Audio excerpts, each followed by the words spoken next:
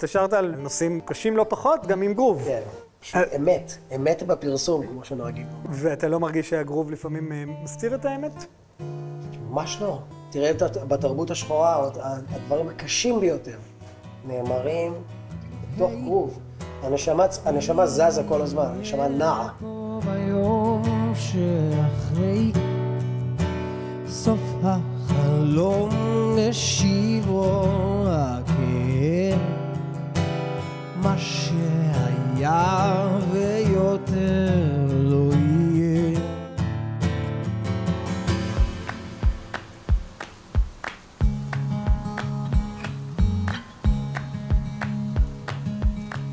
גיא מזיג. תודה, איזה כבוד, איזה כיף להגיע לפה. כיף שבאת. הסום הזה. תשמע, איך שנכנסת הבית התמלא בגרוב, אני לא יודע איך להגיד לך את זה.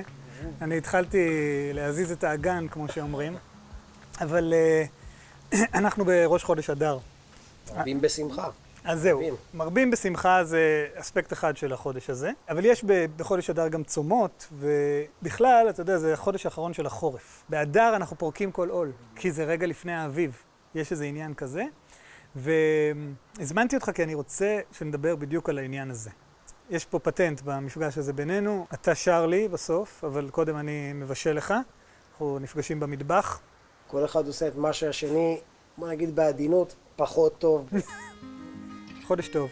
חודש טוב ושמח. ושמח.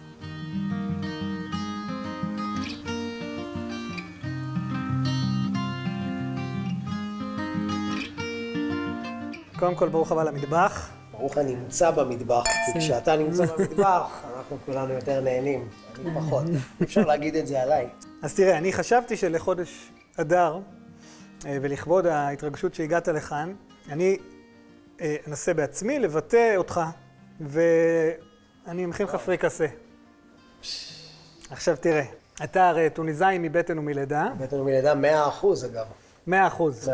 גאה, טוניסאי מאוד גאה. ג'רבאי. ג'רבאי. זה העידית של הטוניסאים, נגיד את זה ככה. זה הכהנים שעברו בגלות, הלכו כולם כקבוצה אחת לג'רבה. כדי לשמור את המסורת. לשמור את זה, כן. אז אנחנו נעשה את גרסת הפולק של הפריקסה. אנחנו נכין פאי פריקסה, עם בצק פריך, סבלק כזה מתוק, שנכין אותו ביד. כדי להתחיל, אני אקח פה את החמאה הזו, אני אחתוך אותה לקוביות קטנות, אנחנו הולכים להכין מה שקוראים סבלאז'. סבלאז'. סבלאז' מהמילה... נשמע כמו משהו שמזכירים לתקופה קצרה. נכון. אבל... יש לנו... אנחנו מסבלז'ים את הפאי שלנו. אנחנו כרגע מסבלז'ים אותה. איפה אתה מנגן? יש לך סטודיו? כן.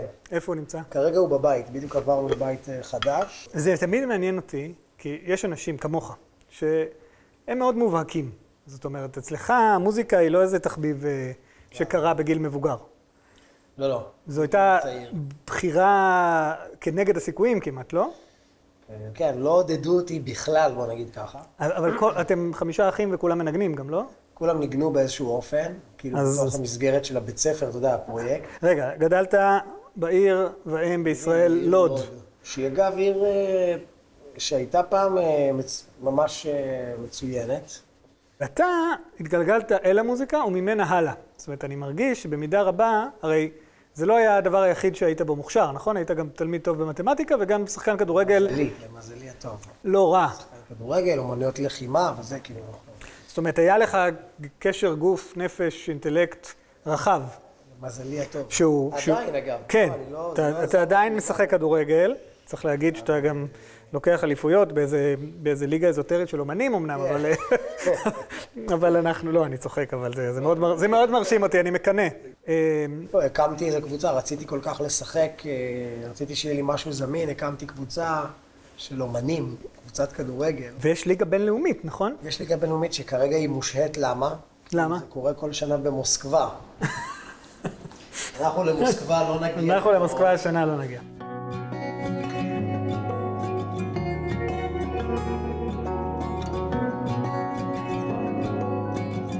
יש קשר בין הכדורגל למוזיקה? לא רחב במיוחד, אבל זה סוג של ביטוי, כאילו זה גם סוג של ביטוי. כדורגל זה ביטוי? כן. זה לא הוצאת אנרגיה? תלוי איך אתה לוקח את זה. כן. יש כאלה שבאמת באים לצעוק ולהתעצבן, אתה רואה שהם מוציאים איזה תסכול, אני לא שם, אני באמת שם בשביל להתבטא, אני רוצה לעשות דברים ייחודיים. בוא נגיד שאני מפסיד הרבה שערים בגלל שזה משעמם לי. פס, גול, לא בשבילי, אני בא בשביל לצעוק. זה מצחיק. אז כאילו, הרבה פעמים אני מפספס, אבל מצד שני, כשנכנס גול, לפעמים זה אושר גדול, כי אגב, זה יותר יצירה מאשר מבחינתי, כאילו, פחות... אתה מרגיש שזה קורה לך גם במוזיקה? שאתה מפסיד גולים, כי זה פשוט לך? אני נגיד, אם הייתי המנהלת שלך, ספציפית אני מכיר אותה, אבל נגיד אם הייתי המנהלת שלך, והיית מוציא לי אלבום כל 6-7 שנים כמו שאתה עושה, נכון? או שאתה לא מרגיש ככה. בדיוק, על פי ההנהלה, איפה השיר, איפה, למה אתה לא מוציא, היית יכול להוציא גם את השיר הזה, אבל... תודה, פויקה מתבשל לאט. אני מרגיש... זה מאוד מרגש אותי שבאת לעולם שלי כדי לתת לי דימוי שאני אבין, זה מקסים, כן. אני כמוך יודע. זה מתבשל לאט? באמת, אגב, כשאתה כותב שיר... אני רוצה להבין מה השיר רוצה, למשל... אין דבר כזה שאתה, לא יודע, חווה איזה חוויה, אתה... נדמה לי, יש איזה שיר שכתבת לבת שלך, נכון? כן. איזה שיר זה? אבל גם זה לקח איזה 4 שנים. להוציא אותו, אבל הוא נכתב באותו רגע, לא? הלחן נכתב באותו רגע. איזה שיר זה? כמה אני אוהב אותך. כן. הלחן נכתב באותו רגע. עד שלא גיליתי שזה על הבת שלך, אני... סליחה, אתי. כן, זה קורה הרבה. כן. אז עד שהוא לא... זאת אומרת, לא היה הטקסט למשל, לא היה מבושל בכלל, וגם זה לא חשבתי שאני אכתוב עליו נורא. בסוף אמרתי, אתה יודע, אתה מקשיב בסוף למה ש... לא יודע, כשאתה נותן לדברים זמן להתבשל לאט, אז הם בעצם, בסוף, האמת, איזושהי אמת צפה.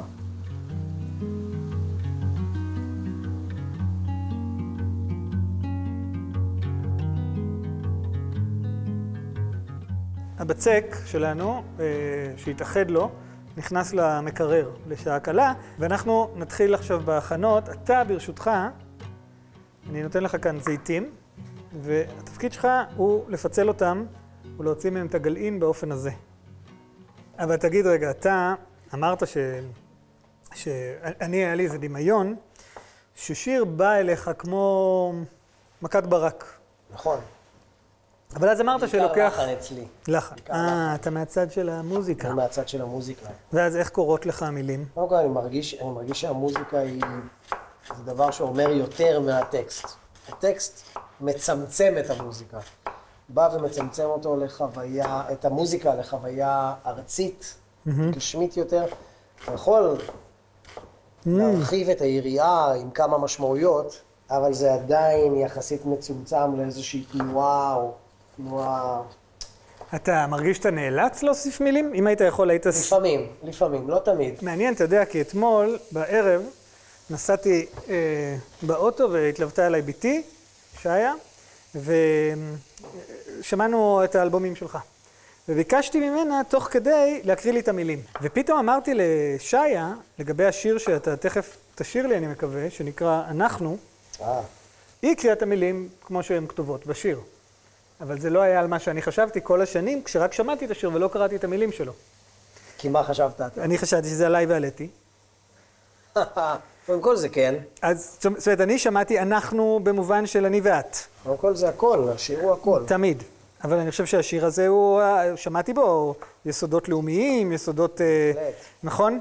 לא יודע אם המילה לאומי, כן, יכול להיות. לא, זהות רחבה. כן.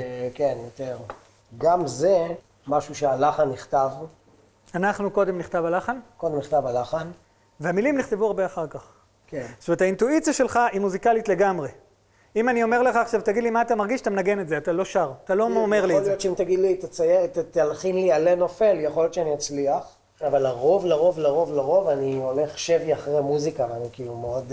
אני חושב חוקר שם, שם זו המעבדה שלי. אז רגע, יש לי שאלת המשך לנושא הזה.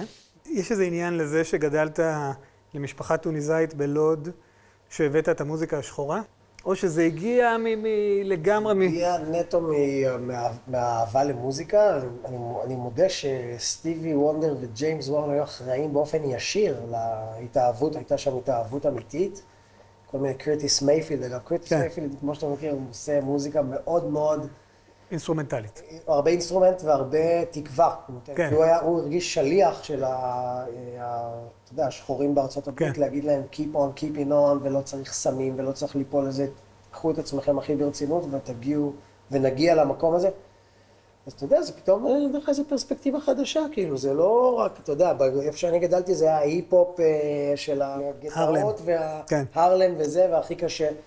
ופתאום אתה אומר, רגע, יש גם גוספל ויש דברים כאלה, ואתה אומר, למה שזה לא יהיה פה? אני לוקח בינתיים את הפורל המעושן היפה הזה, אני אפרק לנו אותו.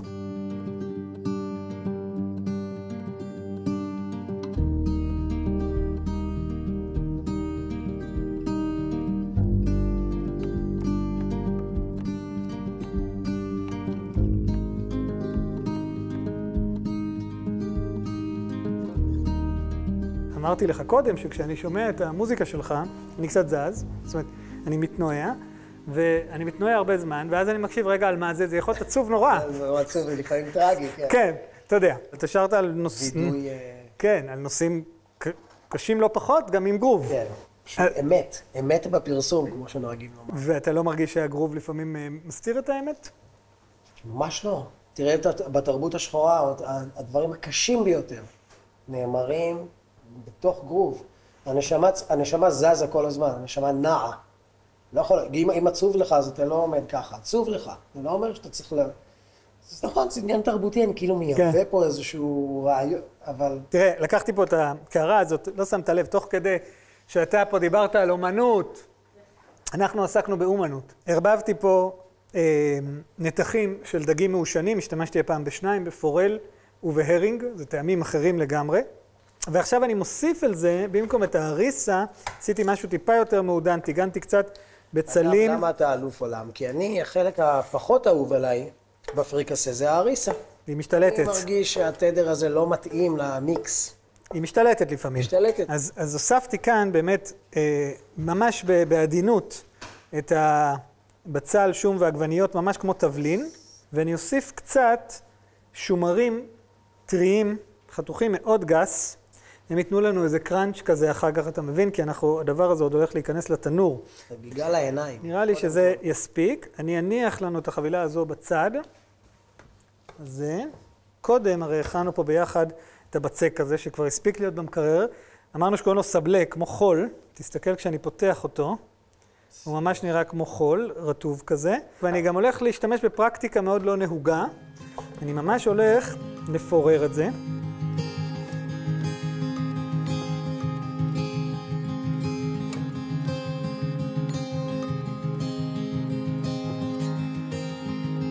עכשיו מה שנעשה זה נפזר מהמילוי שהכנו בנדיבות. אז תראה, אני לוקח את הבצק הזה שבינתיים מתקשה לנו. גורד אותו כמו גבינה. אני גורד אותו, מגרר אותו מעל. הדבר הזה ייכנס לתנור. בזמן שהוא יפה, אתה תשאיר את אנחנו. אני עדיין משאיר את זה ביני ובין בת הזוג שלי, זה בסדר? זה הכי בסדר בעולם, זה מה שצריך היה לקרות. אז כשאתה שר את זה, תשאיר את זה לי ולאתי. זה אוהב אותך מכל עם ישראל, בכל מקרה. רק עם, פה יש לנו הרבה יותר. עמודי, היה כיף ממש. חיים לחיים. לחיים.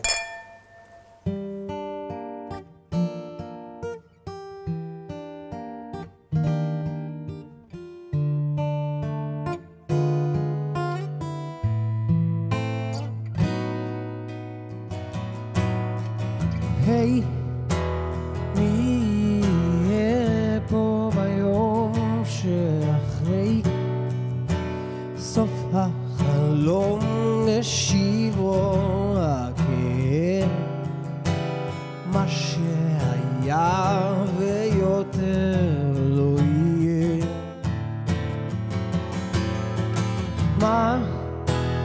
מה יישאר אחרי מלחמה בית בעץ על אותה אדמה שמלבדה לא נמצא נחמה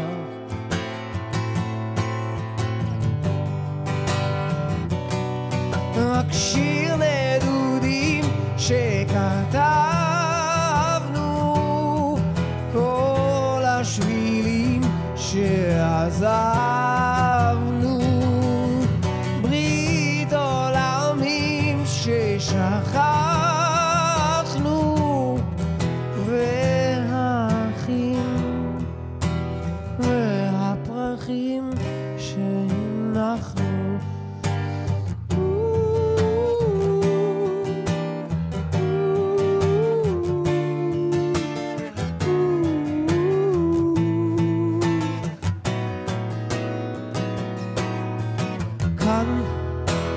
כאן הניצוץ הראשון כבר הוטמן, זה שנמצא בכולנו מזמן, זה שלא לכולנו מובן. הלב ניסה לאן שהרוח נושב, רק התקווה יכולה לקרב את החבר שהפך לאויב. מי יזכור לנו שיר נדודים שכתבנו, כל השבילים שעזבנו, ברית עולמים ששכחנו, והפרחים שהנחנו, שיר נעורים שאהבנו, כל הפצעים שכאבנו,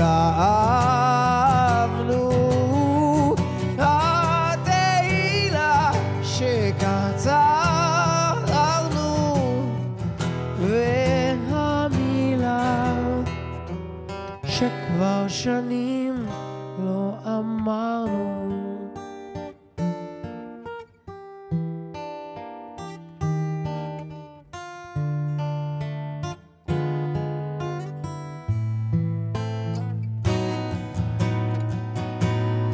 אנחנו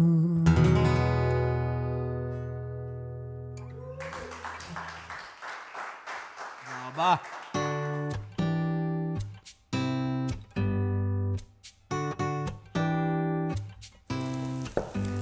אני לא יודע איך לקרוא לדבר הנפלא הזה. פריקסה כמו של אמא. זה הטוב מכל העולמות, זה גם פריקסה, זה גם סוג של עוגה, פאי כזה. אני רוצה את הבלגן, כן? חודש טוב. חודש טוב ושמח. ושמח. שמחה זה לפעמים overrated. אבל טעים זה מאוד חשוב.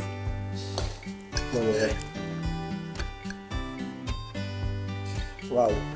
הפרשנות הזאת לפריקסה, אני לא אטעם פריקסה אותו דבר, שוב. חיים וחיים. על הקראפט. היה ממש אדיר שבאת.